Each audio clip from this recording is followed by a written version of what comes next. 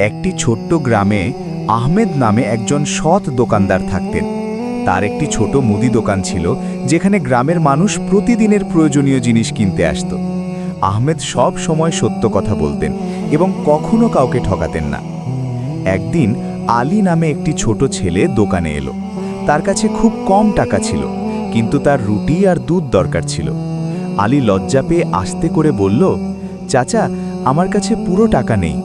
আহমেদ হেসে বললেন, কোনো সমস্যা নেই বাবা, তুমি নিয়ে যাও, পরে যখন টাকা হবে তখন দিয়ে দিও।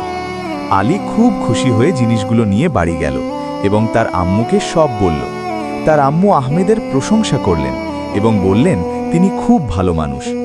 কয়েকদিন পরে আলী টাকা নিয়ে আবার দোকানে এলো এবং আহমেদকে দিয়ে দিল। আহমেদ তাকে ভালোবাসা দিয়ে দোয়া করলেন। এরপর থেকে গ্রামের সবাই আহমেদের সততা আর দয়ালু আচরণের জন্য তাকে আরও বেশি সম্মান করতে লাগল। নৈতিক শিক্ষা, সততা এবং দয়া সব সময় মানুষের মন জয় করে।